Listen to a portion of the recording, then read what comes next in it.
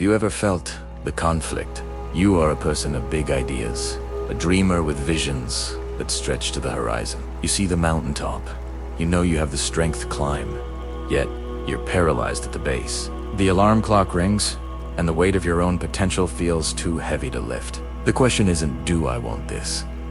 The question is, why can't I just start? The invisible weight pressed down on a young architect named Kai.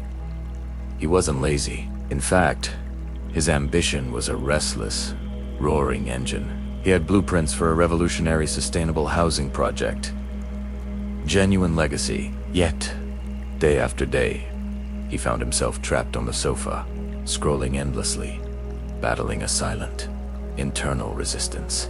He would spend hours meticulously planning his schedule, only to waste the entire morning agonizing over the first task. He was exhausted by the thought of work, not the work itself. His passion was a brilliant fire, but it was buried under mountains of what felt like crippling inertia. He measured his worth by the grandness of his future achievements, which only amplified his current feelings of failure. He was convinced he suffered from a unique, personal weakness. He was a fraud, an ambitious mind in a reluctant body. Then, one evening, after another day spent running on the hamster wheel of procrastination, Kai hit his limit. He felt the sting of self-hatred for what he perceived as his laziness. He stumbled upon an old, unfinished sculpture he had abandoned months ago. It wasn't the final, beautiful piece he envisioned. It was just a messy, rough block of clay. That was the turning point. He looked at the clay and realized his mistake. He had been trying to create the finished masterpiece in a single, impossible leap. He wasn't fighting laziness.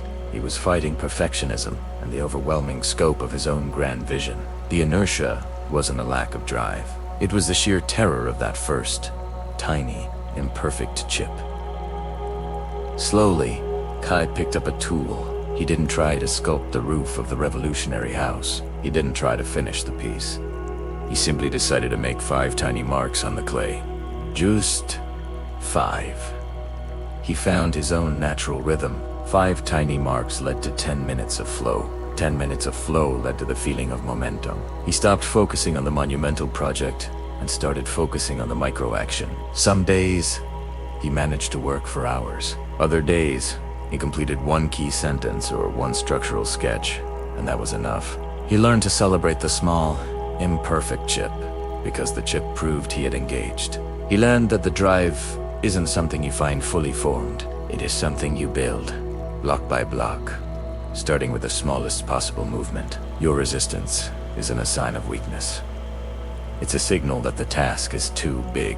Kai smiled, feeling the quiet satisfaction of incremental progress, no longer defined by the grandness of his dreams, but by the consistency of his effort. The key to unlocking your ambition isn't some heroic leap of motivation. It's mastering the art of the small start. Stop waiting for the passion to power the entire mountain climb. Just take the first, smallest step. Just make 5 tiny marks. Break the task, not yourself. Trust the momentum. Rise is stronger, one small step at a time.